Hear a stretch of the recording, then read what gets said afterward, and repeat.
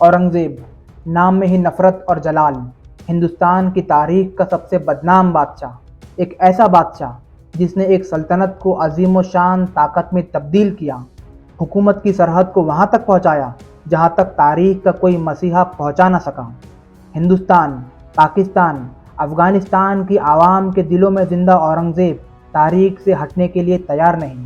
اس بات میں کوئی شک نہیں کہ ہندوستان کی غیر مسلم عوام اورنگزیب کی تاریخ کو مٹانے کی پرزور کوشش میں ہے۔ جیسے دلی میں اورنگزیب روڈ کا نام بدل کر APJ عبدالکلام روڈ رکھنا، مہاراشٹر کے شہر اورنگ آباد کا نام بدل کر سمبھاجی نگر ہونا۔ لیکن یہ تو ان لوگوں کی مہربانی ہے جو کہ اورنگزیب کی تاریخ کو آج بھی زندہ رکھے ہوئے ہیں۔ ہندوستان میں آج بھی لوگوں کا ایک بڑا ہجوم موجود ہے جو کہ اورنگزیب کے زندہ ولی اور ہندوستان کا عظیم بادشاہ ہونے کی تسلیم کرتا ہے۔ خیر، اورنگزیب کے بارے میں ہندوستان میں کافی نظریے ہیں۔ وجہ یہ بھی ہے کہ خود اورنگزیب ایک بڑی مشکل پہیلی ہے۔ اورنگزیب اپنے گزرے ہوئے دادا پردادا جیسے بادشاہوں کی طرح نہ تھا۔ وہ چاہتا تھا کہ عالیشان سلطنت میں سادگی سے رہا جائے۔ وہ چاہتا تھا کہ ہندوستان میں صرف ایک حکمران کی حکومت ہو اور ایک ہی قانون نافذ ہو۔ اورنگزیب چاہتا تھا کہ مشرق سے مغرب تک، شمال سے جنوب تک سرزمین ہند کا ایک ایک قطرہ مغل حکومت کو تسلیم کرے، اور وہ یہ بھی چاہتا تھا کہ ان تمام ارادوں کے بیچ آنے والی ہر تکلیف، ہر مشکل کو جڑ سے ختم کر دیا جائے۔ شاید یہی وہ کڑوے فیصلے تھے جس کی وجہ سے اورنگزیب کی شخصیت ایک کٹر پنتھی تاناشاہ جیسی بن چکی تھی، لیکن حقیقت تو کچھ اور ہے۔ اورنگزیب کا کردار سمجھنے کے لیے اعلیٰ درجے کا علم ضروری ہے۔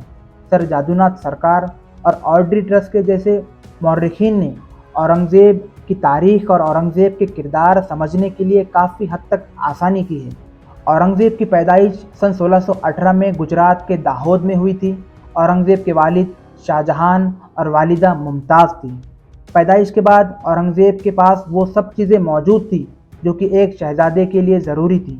دولت، شہرت، عزت جیسی چیزوں کی اس کے پاس کمی نہیں تھی، لیکن ان تمام چیزوں سے ہٹ کر عین جوانی سے ہی اس کی نظر تھی اس تخت پر جس پر بیٹھ کر اورنگزیب مکمل ہندوستان کو فتح کرنا چاہتا تھا۔ سن 1634 میں محض 16 سال کے اورنگزیب کو 10,000 سینکوں کا منصبدار بنایا گیا اور جنگ میں بھیج دیا گیا۔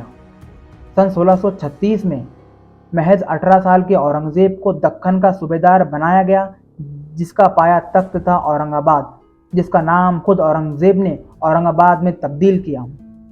8 مئی 1637 کو اورنگزیب کی پہلی شادی دلراز بانو بیگم سے ہوئی تھی، جو کہ شاہ نواز خان کی بیٹی اور ایران کی شہزادی تھی۔ 16 فروری 1645 کو اورنگزیب کو گجرات کا گورنر بنایا گیا۔ 1647 میں بلخ کا گورنر بنایا گیا۔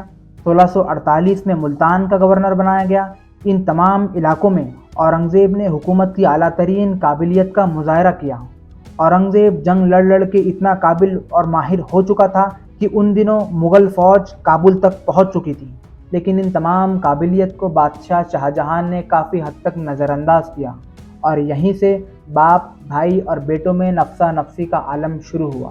سن 1658 میں ایک بار پھر اورنگزیب کو اورنگ آباد یعنی دکن کا گورنر بنایا گیا، جہاں انہوں نے سن 1658 تک حکومت کا کام انجام دیا۔ ناظرین، اورنگزیب کی سیریز میں آج کے لیے ہی صرف اتنا ہی۔ آگے کی کہانی کے لیے جلد ہی ملیں گے۔